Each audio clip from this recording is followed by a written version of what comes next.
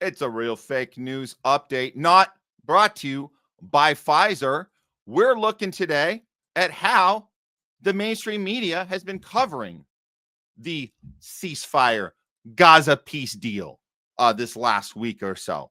And of course, you guys know we don't have to shock you with this information. You already probably could guess they're lying about it, or even worse, they're just basically blackballing the whole story, or at least the part about what's happening now. Is it over? Are we done? Well, let's start with this.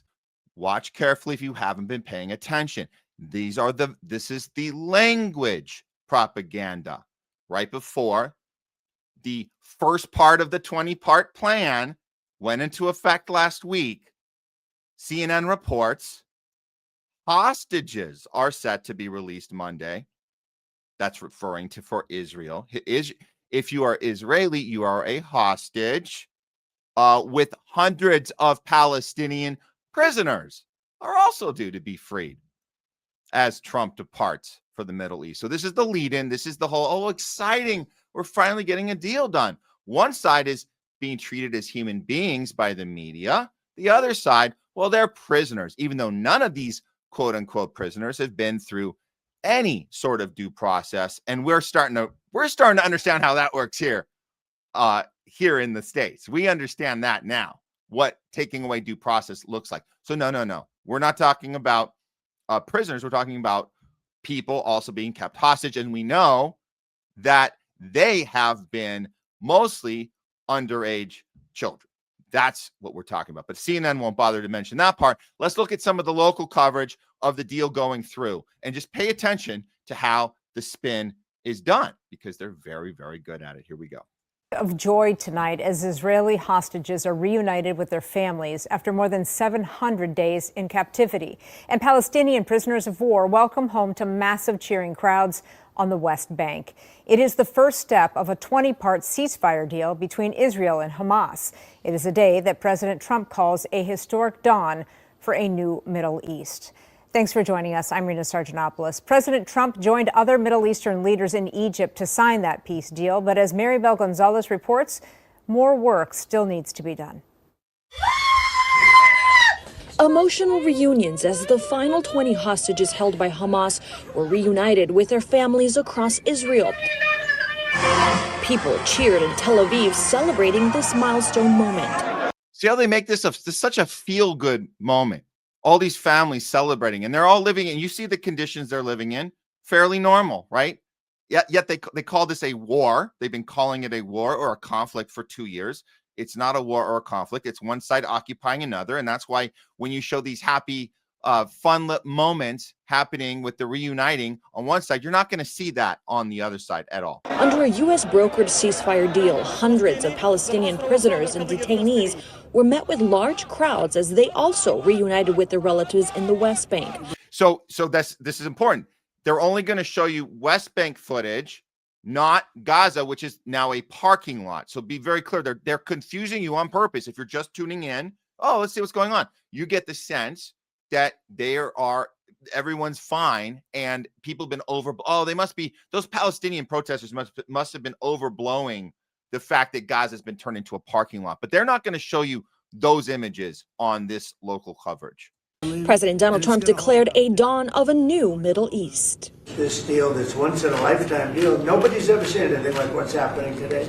On Monday, photos released by the Israeli Prime Minister's office show a freed hostage playing with his children for the first time in 2 years. Families say they never stopped fighting for the release of their loved ones. So that's how they do the coverage here. And it is supposed to be, again, it's supposed to be done in a confusing way where you don't actually see what's really happening. Look what happens when a CNN reporter tries to subtly give the viewers a little distinction of the differences of the hostages and the context around how they're coming home to their family. Just a subtle little indication. Look what happens to her. Here we go. And I think for sure, people who start to talk to the hostages who've only just been released will find that it will take a long, long time for them to recover physically, but also mentally. It's been a terrible, terrible 2 years for them, because not only are they there, you know, they're probably being treated better than the average Gazan because they are the pawns and the chips that Hamas had. Now Hamas has given up all its leverage, by the way, by giving them all up. So that is a victory for the Israelis. And it's subtle, right? You guys heard that. It's a subtle distinction she made, is that one side's being used as chips. The other side is not. Should you understand, the occupying force doesn't need any bargaining power. They can do whatever the hell they want. That means they can treat their hostages however they want. They don't use it for leverage. So if you are in an Israeli prison, you're not being used for leverage. That's all she's saying. It's a very basic assessment. So what happens to her? Do people like us say, go further? You're just giving us the outer layer. Go further. Talk about the torture. Talk about the rape. Talk about Israelis protesting the right to rape their prisoners. Tell us about that. No, that's not the pushback. Here, the pushback is fire this bitch right now. That's the pushback. And of course, her name is Christiane Amanpour. She had to issue an apology for saying that freed Israeli hostages were treated better. An apology. How insensitive of her, right? How insensitive. How dare she even suggest that if you're an Israeli hostage coming home, that you might have been treated just slightly better because you were being used as a bargaining chip.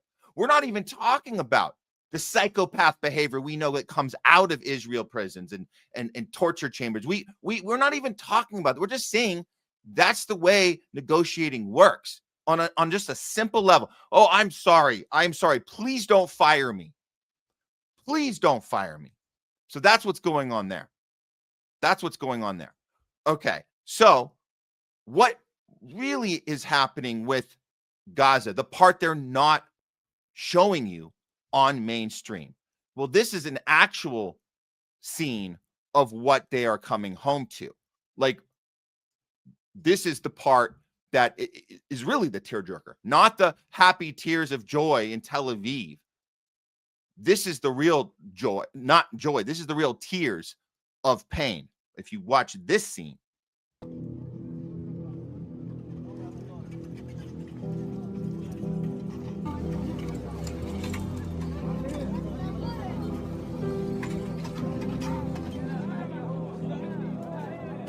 This is what they're really coming home to. TRT World is covering it. Good for them. Shout out to TRT World, giving us the real sense of what I suppose the critique right now is, that you guys have seen this, where are the Palestinian protesters? Where are they? Have you guys seen this? It's everywhere. I don't even want to give it any credence, right? I'm not even going to put any of it up, but you guys know that there is this annoying sentiment coming right now from Trumpers that are telling us, and again, thank you TRT World for at least giving us the sense of the environment that is actually happening there, where there's not really anything to come home to. But this annoying sentiment that's happening right now, where are the protesters? Why aren't you celebrating? And I say to you, what are we celebrating? There is nothing to celebrate. There's a deal that is apparently on step 1 of a 20-point plan, and we can't even get to step 2. Why can't we get to step 2? Because Israel was planning to break this deal the whole time. Are we being pessimists? Are we being nihilists? Are we saying, well, we don't want to celebrate? And this is what they're accusing people of. And they're saying, oh, you don't want to celebrate because now you don't get to get whatever they think. You're not going to get paid by Hamas anymore, or it's gonna look bad if something good happens, which means, and this is the key, which means you didn't care about them in the first place. That is really the most the most diabolical critique, because that's not honest at all. That you are saying that the people in the street that have sacrificed this whole time, you're saying they don't care about the people in Gaza when you haven't shown 1 ounce of care the entire time, trying to censor, shame, bully, not to mention miscategorize anti-Semitism to people who have been standing up against genocide for the last 2 years. And the gall you have to insinuate in any way, shape, or form that people aren't celebrating right now because they don't care about the people in Gaza. And that's coming from people who have never cared about people in Gaza. No, we care. And we care because we know what Israel is capable of. Not just what they're capable of, but what they have shown time and time and time again. None of this is surprising. None of this is surprising when we see in the first day, Israel kills 9 Palestinians. Right away, violating the Gaza ceasefire. Right away. That happened. Antiwar.com reports on this on October 14th. Right away. We're not shocked. We knew that was going to happen. We 100% knew that was going to happen. You think that stopped there? Of course it didn't. Of course it didn't. Let's see a body count for the first 4 days. How about that? You guys want to see it? Here's your count. Here's your count. The 10th, the 11th, the 12th, and the 13th. You got 17, 35, 7, and 3. That's 62. And then there was more after that. There's been more after that. This is all violations. This is not being reported on mainstream media at all, which you guys probably understand that. What's is being reported is the opposite. Who's breaking the ceasefire? Not Israel. They're the stand-up side. Who are they? Who do you think they're saying is breaking the ceasefire? Because make no mistake. This ceasefire was always meant to be broken. Always meant to be broken. So here you go. Right on cue. Here is the spin. Said. And there you have it. Israel didn't even wait a week to claim Hamas broke the ceasefire. And this is breaking news here. Israel said Hamas violated their deal by not returning more hostages remains. Gaza's destruction has slowed returns, a Hamas official says. So let me get this straight. So you have 20 prisoners of war. We'll call them prisoners of war since you're so intent on calling this a war for 2 years when it's an illegal occupation for almost 80 years. That's what we're talking about, really. And a genocide for 2 years. So let's say this. If you're Hamas and you release all remaining, this is the chips, right? The chips you had to play with. You have 20 remaining. You release them. And then for some reason you say, oh, we're not going to return the bodies because we want to break the deal. That's not what's happened. That's not what's happened. What has happened is that those bodies are not returnable because they've been completely buried under rubble caused by who? By the IDF. The IDF knew this. That's the point. So you put it in the clause in the deal, the wink, wink secret deal, the little clause in there that says if they can't get these bodies back, which they knew they couldn't because they were already buried with all the other bodies in a mass rubble of crap and horribleness and death and destruction. And how the hell do you think they're going to be able to keep bodies like that? And what's the other smear they're doing? They're saying because the 20 hostages that were returned were all males, that means Hamas killed all the females. That's also a lie. Those females had already been returned previously. You hold on to the males. It's weird to say, but you guys understand the women and children first thing.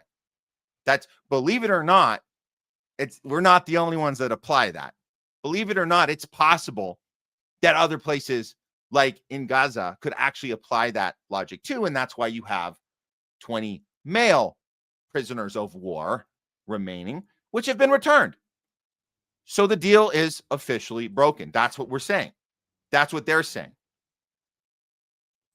And you still got this mismatched notion of how prisoners or hostages, whatever you want to call them, are being treated. And you saw that opening news coverage of the local coverage of the hugging and the kissing, and some of the people returned to the West Bank. They showed that, but they're not showing the real torture. The real torture. I'm going to give you guys just one example, and I guarantee you will not find anything like this show up on mainstream media. But here's an actual tortured victim of Israel returning to Gaza. Look at the expression on his face. It's pretty awful. It's pretty awful. We all died 1,000 times each day. We did not know the day, the time, or the date. We didn't know the taste of food, the taste of water. We'd come in the middle of the night, and they would throw water on us in the cells. He would come and torture us with all kinds of torture. Forget the prison. You get out, and your children are next to you. Relax a bit. I want nothing else for them to release all the hostages. Well, there's thousands of them. There's thousands. 1,800 were freed. Now, that's not the deal. There's still 2,000 remaining, but there was supposed to be another 250. That was in the deal. So Israel's not following any of this. They're not following any of this. And most American citizens and Western citizens don't know the numbers. They don't know how bad it is. And they don't know that there's been these hostages there in Israel this whole way. That's one of the things that led to October 7th, besides the fact that Netanyahu funded Hamas and all the other stuff, Hannibal Directive, all that stuff. Besides all that, what led to October 7th was the fact that you have massive amount of people being held without due process. They're hostages. That's the whole point. So you got to go get some of their people to use as leverage. That's the whole point. So they're not keeping their deal. They're not keeping their deal. They're not keeping their deal. That's it. And so, unfortunately, the man's plea is not going to come to fruition. He's lucky to have gotten out. That is. I didn't think they would do the 1,800. That's great. They didn't do. There was another 250 they were supposed to do. They didn't do that. And they've been killing Palestinians as they get released. That's what's been happening. That's what's been happening. So that's it. You're not going to get anything honest from mainstream media. That's it. So we can continue. And then I will tell you this. Now, what mainstream media is doing is they're ignoring this story altogether. You turn on CNN right now, you're not going to even get any of this. It's all been a cluttered mess, confusing people on purpose. As far as if you ask the average American right now, they're going to tell you, oh, yeah, the deal went through and it sounds like peace in the Middle East, but I think maybe Hamas might have broken something or not done something or and then we move on to the next fabricated story, which in this case would be Venezuela needs to be taken out, right? So that's that's what you're going to see on CNN right now. You're not even going to see this. So this is why we need our social media platforms. We need Twitter. We need to be able to share this, communicate, analyze, investigate, do all that stuff that the mainstream media just refuses to do. And that's your Real Fake News update. Not brought to you by Pfizer.